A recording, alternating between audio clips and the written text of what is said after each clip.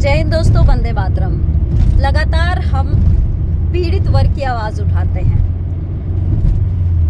और ये सिलसिला आज से नहीं 2018 से ही जारी है।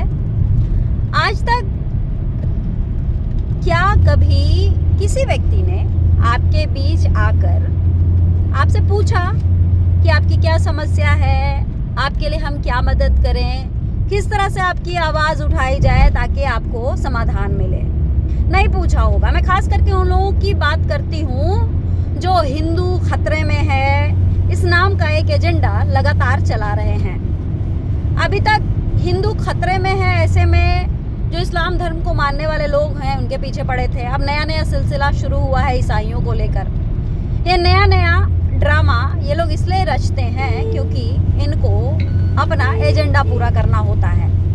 हमारे देश में शांति कैसे भंग हो, लोग आपस में कैसे झगड़ा करें, ये सारी प्लानिंग होती है। उस प्लानिंग के तहत सबको तैयार किया जाता है। ये बताया जाता है कि हिंदू खतरे में है। मैं पूछती हूँ उन लोगों से, क्योंकि मेरे से ये सवाल बार बार पूछा जा रहा है।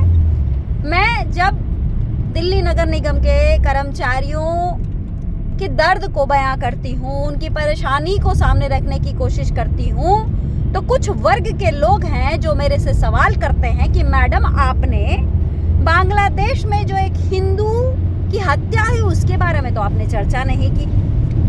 जब मैं दिल्ली एनडीएमसी इलाके में जो कर्मचारी काम करते हैं उनको लेकर आवाज उठाती हूँ, तब ये हिंदू संगठन के लोग जो हैं वो मेरे से पूछते हैं, मैडम बांग्लादेश में जो हो रहा है उस पर आपका क्या कहना है? उस पर आपने कोई जवाब नहीं दिया। मैं इन लोगों से पूछती हूँ कि सिर्फ धर्म के नाम पर अपना एजेंडा चलाने वाले लोग, आप मुझे बताइए कि अभी एक बहुत बड़ा मसला एक हिंदू बेटी के साथ हुआ। उन्नाव की एक बेटी जो रेप पीड़िता है और जिसका जो दोषी है, मैं दोषी इसलिए कह रही हूँ क्योंकि वो आरोपी नहीं है, वो जेल जा चुका है क्योंकि उसका जो जुर्म है वो साबित हो चुका है। उस व्यक्ति की जो सजा है उसको खारिज किया गया हाई कोर्ट के द्वारा, और अब उस व्यक्ति को जिस तरीके से माला पहनाया गया, माला पहनाकर उसका स्वागत कराने की कोशिश हो रही है, मेरा सवाल है कि क्यों ये हिंदू संगठन वाले तब नहीं जागते हैं जब एक बेटी के साथ गलत होता है? वो बेटी तो हिंदू ही थी और उसके साथ गलत काम करने वाला भी हिंदू। तो ये जो एजेंडा चलाते हो ना, बांग्लादेश में क्या हो रहा है उससे इनको चिंता हो रही है। जो भारत के लोग मर रहे हैं, भारत के लोग जो गरीबी से, भुखमरी से, रोजगार नहीं है उसकी वजह से मर रहे हैं लगातार 30-30, 40-40 साल। एक कर्मचारी कच्चा कर्मचारी होकर पूरी जिंदगी काट देता है, वही 15-16 हजार की नौकरी में पूरी जिंदगी काट देता है। उसकी चिंता इन लोगों को नहीं होती है। तब इनके अंदर ना हिंदुत्व वाला जो भावना है वो नहीं जागती।